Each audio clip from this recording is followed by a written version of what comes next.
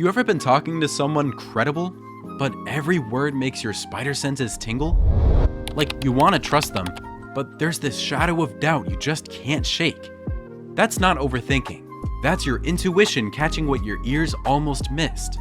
Standing next to them feels like holding the opposite ends of a magnet. No matter how close you try to get, there's this constant rebellion in the air. Fake friends have a playbook. Same slick phrases. Same innocent jokes. Some fake concern that's really just disrespect in a costume. There's a whole playbook of phrases they use to toy with your intelligence. Phrases designed to make you doubt yourself, downplay your feelings, and keep them looking innocent while you look emotional. And if you don't spot it early, they'll drain your time, your energy, and your kindness, then act like you're the one who owes them. The next time you hear one of these lines, don't argue, keep it player, and hold your composure. Remember that hurt people, and two lefts won't make a right. The more you practice fighting the urge to lash out, the less you'll find yourself associating with vultures. You'll start to call a spade before the cards are even dealt. Phrase number 1. Is it really that serious?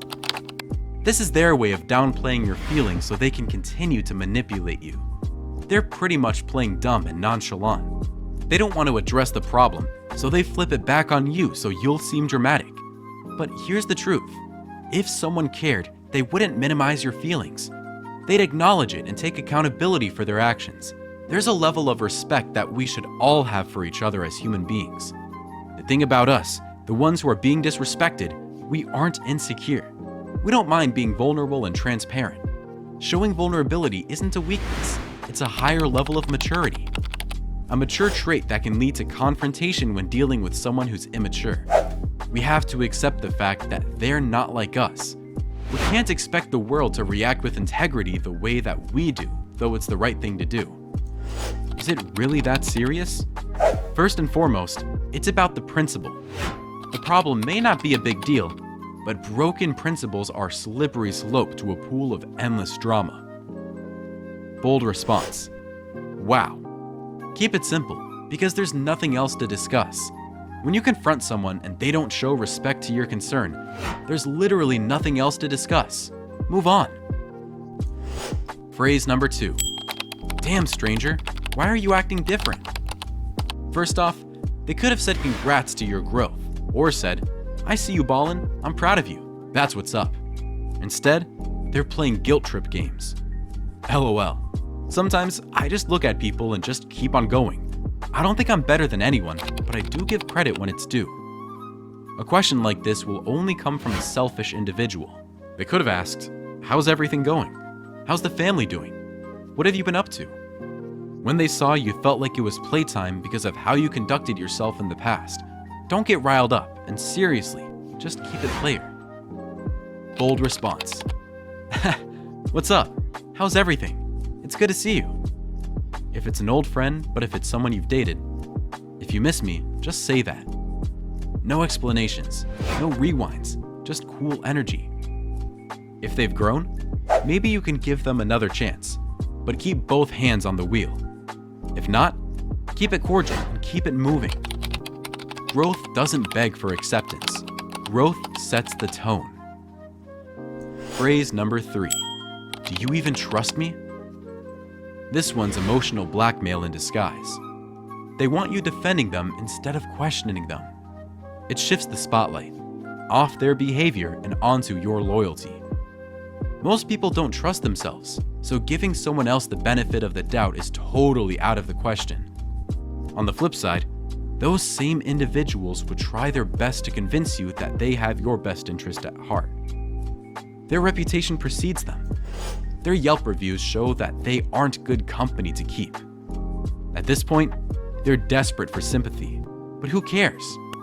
If they knew better, they'd do better. Bold response. Should I? God never asked me anything like that, so who the fuck are you? Or, if I could trust you, you wouldn't have to ask me to trust. Time is money. Your life is your currency. Don't invest in guilt trips. Phrase number 4. Why do you need time off? They're not asking because they care. They're asking because your rest makes them feel like they're losing control. Most jobs pay you just enough to keep you humble and dependent.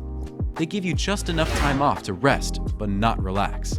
Granted, every job has pros and cons, but if your mental health is being threatened, eventually it'll reflect on your performance.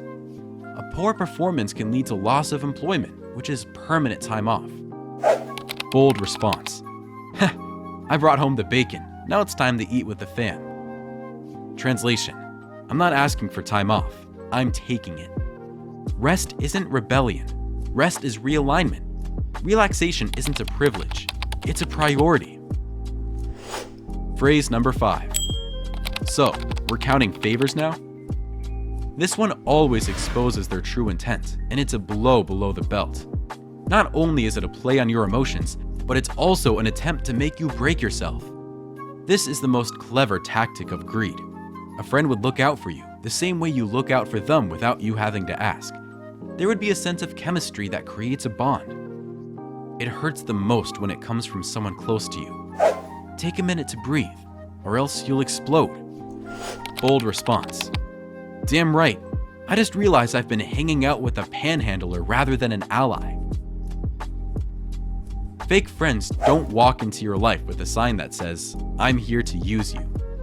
They come disguised as allies. They come with jokes, with smiles, with little comments that seem harmless, until they stack up. That's why you need to keep your ears sharp. Listen for the patterns. Spot the playbook before it drains you. Because at the end of the day, a real friend doesn't manipulate. A real friend doesn't minimize. A real friend doesn't keep score. So the next time you hear one of these phrases, don't over-explain. Don't fight for validation. Just take note, adjust your circle, and protect your energy.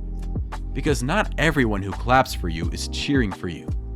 We have to accept the fact that we live, work, and are related to people that need therapy. Granted, no one is perfect, but there's a line between striving for perfection and being content. Someone can be striving to maintain. That's similar to being content, but it's not the same as freeloading. If this message helped you recognize something or someone, drop a 100 emoji in the comments. Subscribe for more real talk like this. We are the heart of the world.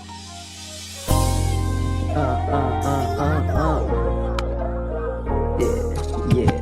Sometimes the small work is the hard work. Let me show you how God works. It's hard, but it's fair. Just keep it clear. I ain't worried about what's going on over there, but I hope it's the best. It's hard, but it's fair. Just keep it clear.